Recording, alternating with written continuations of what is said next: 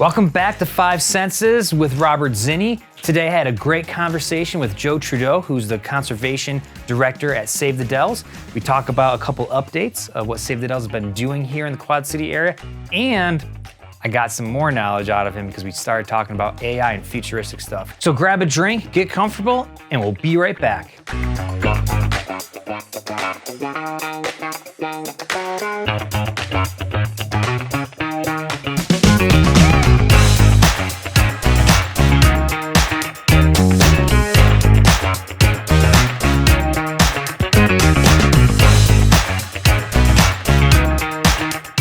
So today I'm with Joe Trudeau from Save the Dells, and it's my honor to finally meet you, Joe. I've seen you around town, and you're very important to some of the grassroots movement that's been going on in Prescott. So thanks for coming on to our show. My pleasure. I've successfully tricked everyone into thinking I'm important. Yeah, that's working good for you, right? Yeah. Well, so you're a man of many talents, but also many interests. Just talking to you before our actual show, I want to know, like, what fascinates you about the environment or biodiversity, since you have that background? Yeah. Well, I've always been someone who's like really fascinated with nature and wanting to defend nature. From a very young age, I remember my grandmother asking what I wanted to do when I grew up, and I would say I wanted to be a forest ranger. Little did I know then that 40 years later, I would be on the other side of things and actually suing the forest rangers, which is work that I've done a fair bit of. But where does it come from? I think it really comes from my heritage, my blood. You know, like I was raised, and I believe my parents were raised, and my grandparents and others through time were raised to really value the natural world and value that that nature is divine, and we are a divine expression of nature. And if we are to take care of ourselves as people and as communities, we have to take care of the earth too, because we're inseparable. And so it's always been this really kind of deep spiritual thing. Nice. So when you are saving the Dells, for example, or doing, let's say, field work in the field about a topic, what really speaks to you? Like, what gets you so interested in that one topic that you know, like you said, it's more spiritual for you? Yeah. I think it comes down to some degree of justice. Okay. You know, the idea that and you've certainly heard it before, but you know, some people need to speak for nature because nature can't speak for itself in the courts or in society or in commerce. And so for a long time, I felt like, well, I can be nature's advocate in the human world. And certainly other aspects speak to me. You know, I'm interested in geology and botany and ecology and mycology and all these components of nature. But ultimately, if someone doesn't act for nature in the cultural marketplace, nature can't act for itself. And so I've just felt for a long time that I had to take that role, and often it's draining. It's emotionally draining. It's not always great compensation financially. It's not the best paying work all the time, but sometimes it is. But someone has to do it. And I've always just felt like, you know, I need to be that voice. Nice. And so in our community, you know, you have the hat on, Save the Dells. And so I just want to take a moment to, you know, maybe provide the viewers, what have you been up to in this year? Like, what are you proud of that Save the Dells has been moving in the right direction? Yeah. Because like you said, you wanted to be the person to speak on behalf of nature, but I feel like what you're doing in regards to the Dells is a win-win-win for everybody. So what's going on with that? Yeah, well, you know, the win-win-win, we set out with this idea that there could be a win-win-win where the people of Prescott win, the developer wins, the city wins, everyone comes out feeling good. And, you know, we started 5.5 years ago now, was the first Save the Dells meeting at Cupper's Coffee House. And Nice. Finally this past summer, we achieved our first major objective, which was to protect this really important land as part of Arizona Eco Development's annexation and subdivision proposal.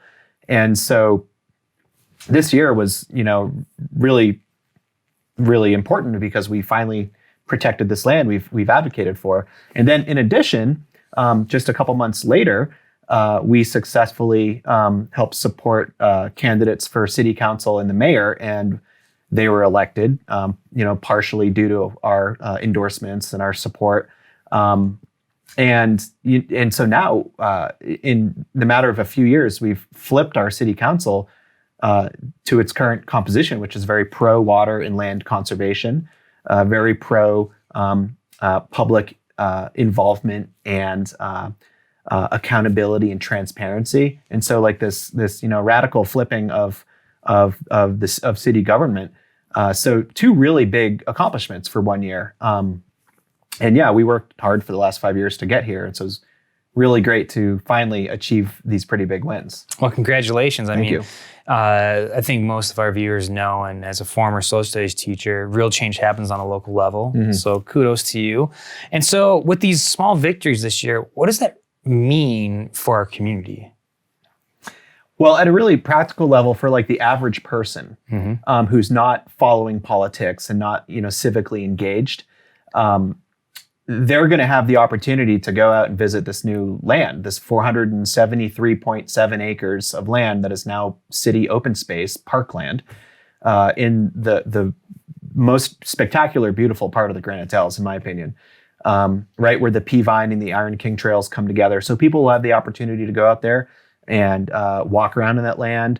Soon there'll be new trails constructed. So, hiking, running, mountain biking, whatever. Not the greatest country for riding a horse unless you're really good.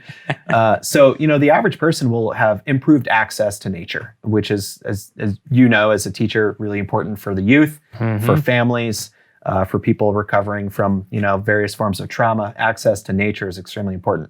So, to the average person, that's going to be a really big, important improvement for quality of life. And so then take it to the next level, folks who are, more politically engaged, civically involved. We're seeing, this is a moment in Prescott this last couple years, where I think we've awakened within people the consciousness and the belief that if you want to change things in your local government, then you can do it. All you have to do is organize, build support, put in, the blood, sweat, and tears and make it happen. But like we proved that, community advocacy can make really big things happen. This is, I believe, the largest open space acquisition in Prescott's history. Wow. Okay. And so this is a really big piece of land to come into the city portfolio. And for it to come in at a cost of $0 for the city. The city didn't buy it. It was an exchange for services and water that the developer is going to utilize, and the developer was going to get the services and water anyway. And so through the negotiations, the city got this piece of land. So this is it's really a landmark moment in Prescott to show, yes, like I said, the people, hey, we can do this. If we want to change things, we can do it. But it also says, that to upcoming future developments, maybe we can get more out of the deal than we have in the past. Maybe we can, squeeze the stone and get a little bit more blood out of it, because quite often in the past, negotiations with the developers have very much favored the developers, and they basically get everything they want, and the city's on the hook for all these services, and the city gets very little in return. This Arizona Eco Development annexation, I think, flips that narrative. And now we have a precedent for future city councils, if the city's going to continue to grow, which it will, to get a better deal for the people of Prescott out of these deals. Mm-hmm. No, that's great too. I mean, I go running around Watson Lake all the time, and I'm just really grateful that you and your organization were able to make change. Because again, it's inevitable what Prescott's going to turn into. Everybody wants, it seems like, more development, more people coming here. And so thank you, because the Dells, Thumb Butte, the Bradshaw Mountains, and even Granite Mountain, I think that's what draws people here. Oh, and to keep people that want to be outdoor minded, Yep. It's very important to have that. And I'm really liking that you said about the mental health too, because even coming back from the pandemic, nature, at least for me, was my outlet of like, all right, I'm gonna just go run. It's 5 minutes down the road either way, or 10 minutes down the road, and I'm able to be in nature. Yep. So that access of nature, I think, is what the people or the average people will get out of this. And so congratulations again for Thank you. 2021 campaign. What's in store for 2022? Well, I can't say too much because things are still in the works, but there's going to be some pretty significant changes coming up soon for Save the Dells and some of the organizations that we've worked closely with. And we're anticipating at some point here in the coming weeks to finalize a fairly significant restructuring to better prepare our organization and some of our partner organizations for the challenges and the opportunities that we envision in the coming couple of years. So things are going to be changing a little bit, but it's largely the same people. It's just a slightly different tactical approach, I think. Okay, nice. So can't tell us about any projects or anything. It's just like top secret. Well, there is a really important project happening right now that is public. It's been in the newspaper a couple times in the last month. And that is an additional land acquisition in the Granite Dells that the city is currently working on.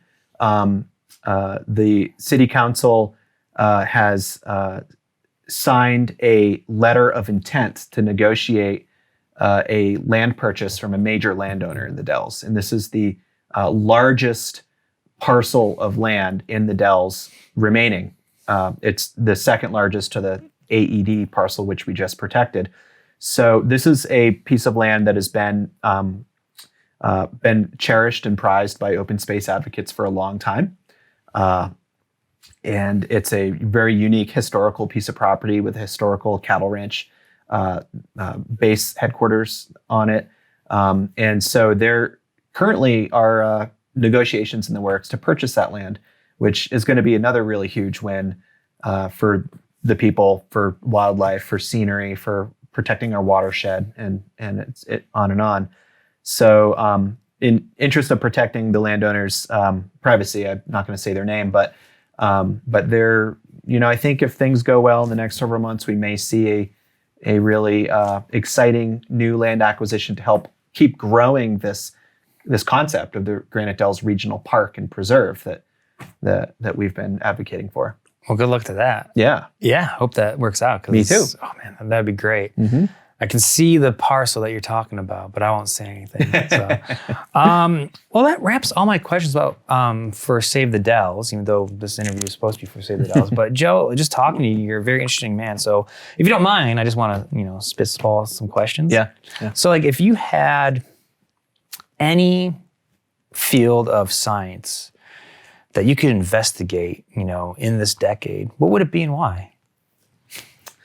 Well, I think I'll step back a little bit and challenge our notion of believing that science is the preeminent field of study.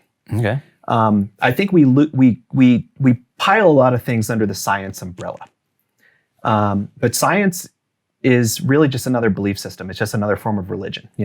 We invest our trust and our faith in these people who are apparently smarter than us, scientists, the way that in religion you invest your trust and faith in your pastor, or your reverend, or the prophets, or the Messiah, or whatever. So there's something that really interests me that I think we must engage deeply as a culture, and that is natural history. Okay. And a lot of people clump natural history into science, but it isn't really.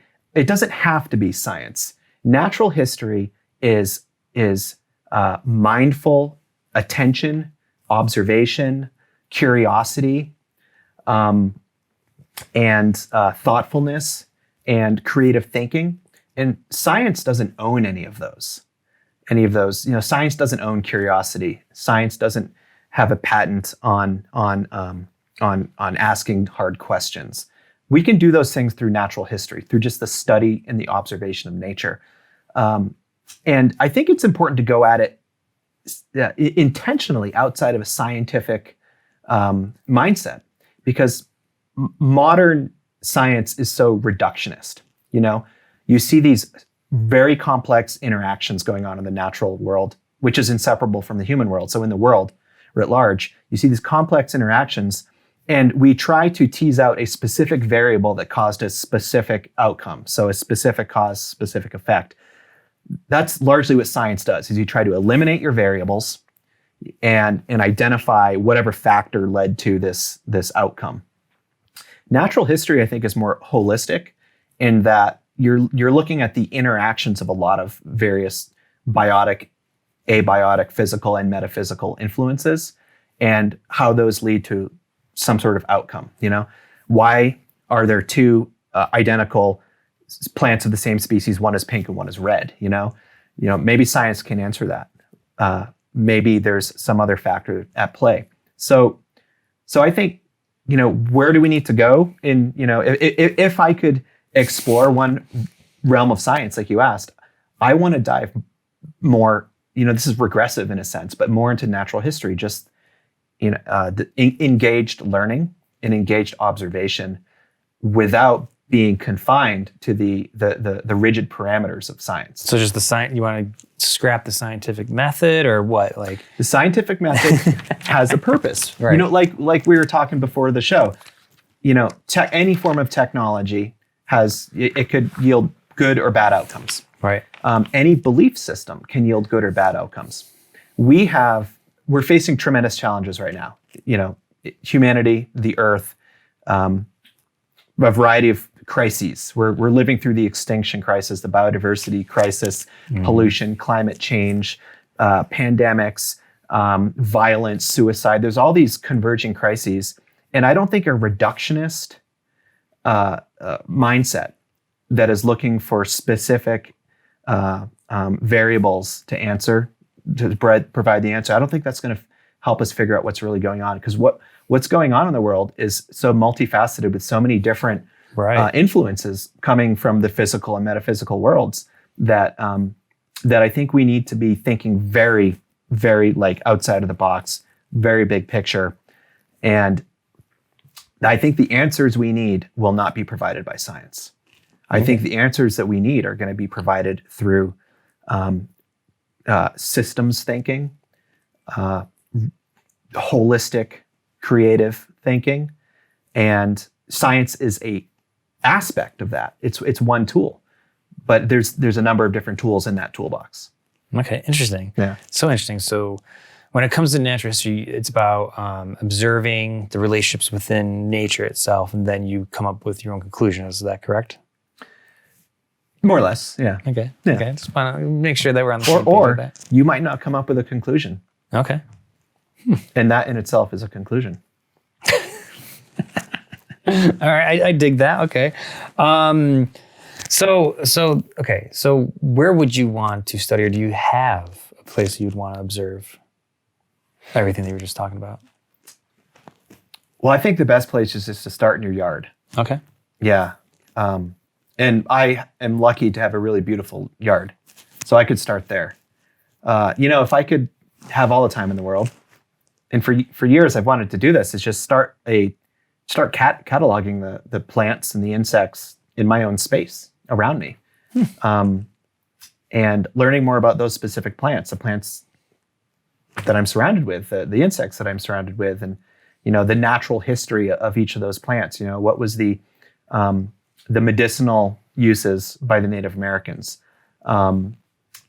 which insect pollinates which flower. And I've observed this, and I've seen these rough patterns, but I'm always kind of frantically hurrying around from project to project. And I say, someday I'm going to identify that darn caterpillar right there, and the years pass. But I would love to do that. And I think that's one of the really valuable things about natural history is you don't need to really go anywhere. Yes, you can go to the Grand Canyon. Yes, you could go down to the Chiricahuas. Yes, you could go to Alaska. You can also just go outside of your own home and start studying what's around you. And you never know when you're going to need that knowledge. Right. Yeah. Because it's like your ecosystem in a way in your property, right? And if it's please tell me if my analogy is wrong, but it's kind of like fungi where they create their own ecosystem, right? It draws different creatures or different animals to have that symbiotic relationship with it. Well, where you're talking about, you start basic with your house and you see what interacts with you, right? And then you can come up with different I won't say conclusions, but like different, let's say, hypothesis, or maybe explain why your property is developing the way it Well, is? you could just make connections in your mind and start to understand things at a deeper level. Right. And I want to bring up another point about curiosity, how science doesn't own it. And I just feel like our education system is slowly taking that curiosity away from certain subjects. Yeah. That's what I felt. So could you talk about the power of curiosity for a second? Well, yeah, without it, I think we're dead. Okay. Wow. Yeah. I mean, we would never have discovered fire. We would never have figured out how to make steel out of iron ore. We would never have invented gunpowder, the microchip, or learned to grow crops of food had we not been curious. And so, like, curiosity is where all of humankind's greatest inventions comes from. And even if it's accidental, there's been a lot of really incredible things which are accidentally discovered or invented, but that happened because someone was curious about something else, and this thing happened as a byproduct. So I hear you on your observation that modern schooling is stripping the interest of curiosity away from people. And I think largely that's because modern schooling, I mean, no offense to you as a teacher. Go for it. But, a lot of modern schooling is more about preparing the workforce than it is about nurturing young minds and supporting children in their strengths. Not every kid is going to be good at everything, but if some kid is really good at something, I think they should be supported in that, and curiosity, in some ways, a curious society is a society that is less likely to be manipulated and controlled. And I think a lot of contemporary governments, corporations, advertising, media propagandists thrive on a population that is easy to categorize and control. And, you track your data on your phone, and we know that person likes white shirts and that person likes blue shirts, and we're going to market our blue shirts to that person. And it takes a curiosity of buying shirts. Your phone tells you what shirt you want to buy, and just well, it's half off, I'll buy it. So yeah, and for the listeners, prior to the discussion here, we were talking a lot about artificial intelligence. Yeah. And I think that the dystopian future that I think is a 50-50 probability that we're moving towards is a future where there is no curiosity. Life is this, this prepared script that you adopt through your avatar. And you no longer are an active, self-willed participant in the world. And so it's really important that we nurture and teach and reinstill curiosity in society, because without it, I think it's kind of a one-way street to just a mindless culture. No, I see that. And, there are some schools out there in our community that's good, like, North Point Expedition Learning Academy. We do cultivate that because one of our design principles is the natural world. So we always get the kids out there. But that's really fascinating that you said that, like, it's just going to be script, because I feel like if I had to grow up during this time, I feel like I'd be force-fed into some scripts, or with the algorithm that you're talking about with AI. All right, cool, you should look like this style of person. And on top of that, I've noticed that imagination is also dwindling as well. And it's easier to reproduce things, or, I may not find my authentic self. Maybe I'll see if this identity, right? Because now everything is all identity to come into place. So I think that's very fascinating. And I hope that isn't the case, but why do you say it's like 50-50? Like it can be a flip of a coin, and then we're in that, totalitarian system, or just a vanilla kind of living? Yeah, well, very good question. Do we have 2 or 3 hours left? No. Producer? So ultimately, to get back to like the intro, I'm a naturalist, I'm an ecologist, I work in the natural world. I believe in evolution, all right? I'm not, religious about it the way some people are, but evolution as far as I understand, it has been happening. And we are fools to think that evolution is not still happening. Oh, it's happening. It's happening. And so I think that we are at a very, very consequential point in human evolution. I think we're actually at a point that's called speciation.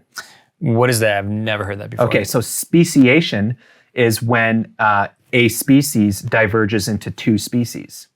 And that is usually caused by environmental pressures, by scarcity or excess or heat or pressure or disease or whatever. All these things have happened through time. Species split, you know?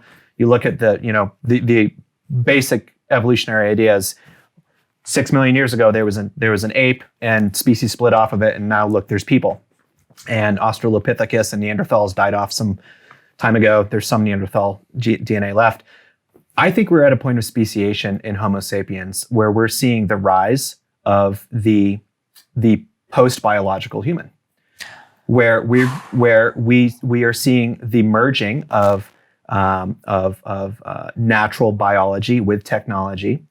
Elon Musk, his company Neuralink, is planning on, as of January 2022, accepting your application for the implant of a chip into your brain, so you can connect some of your brain activity to the cloud. So this stuff is happening. We're seeing the unfolding of android, cyborg, robot technology before us, the merging of humans with the machine. There are going to be those who reject that, like me. I never want to merge with a machine. I plan on living till I'm, 80 something and dying. This idea of merging with the machine really gets to the idea that some people want to live forever. We want to, there's this fanaticism with wanting to be like God. We were made in the image of God, and I want to live forever like God. And so we're at this interesting point where I think we are actually seeing this divergence of the biological human and a post-biological merging with artificial intelligence. And it's incredibly frightening for me because of my mindset as an ecologist and a naturalist. And to get back to the 50-50 thing, this could be very bad or very good. We don't know. It could lead to, worst case scenario, just think of like the movie Terminator, man versus machine. T-1000. Didn't work out very good, all right? But then, we were talking about Star Trek, The Next Generation, which it worked out, I guess, as good as it could for living on a spaceship. I guess so, yeah. But it remains to be seen, but it's very important that I think people understand that artificial intelligence is here and that people are merging with the cloud, and there are a lot of people with a business interest in it. And there are powerful, influential people who want to make money off of these conveniences that AI can provide. So we should be very mindful, aware of the pros and cons, the risks, the benefits, and have open debate about this, because it could be, the new awakening into this blissful utopian society, or it could be the beginning of the end of biology as we know it. Well, that's scary. And I hate to end our show on a kind of like a depressing note, but we're out of time. But I do want to say that, I'm not a fan of wanting to live forever, because I think there's some beauty in that whole natural cycle of death. And it always brings me back to Socrates about I'm paraphrasing, but we don't know what death is, and so we fear it, but it could be the most beautiful thing ever. Absolutely. So, Joe, I really appreciate your time. I need to get you back on this show to talk more about the AI and everything else, the futurists about that. But before we go, can people find more information about Save the Dells, and where could they find that? Yeah, so you could just go to our website, www.savethedells.org. And all the information you need is there. And we're in the process of updating a lot of that because things have happened over the last year. Visit the website, find us on Facebook, find us on Instagram, or just walk around and look for guys with these hats and gals with these hats and flag us down. Okay. Thank you. You bet. Thank you. Thanks for tuning in to another episode of Five Senses. I had a blast, and I hope you did too. If you like what you heard and saw, please visit us at 5ensesmag.com. Like us on Facebook, Twitter, and Instagram. And if you're old school like me, you can pick up a physical copy of our magazine anywhere in the Quad City area. Until next time, this is Robert Zinni signing off.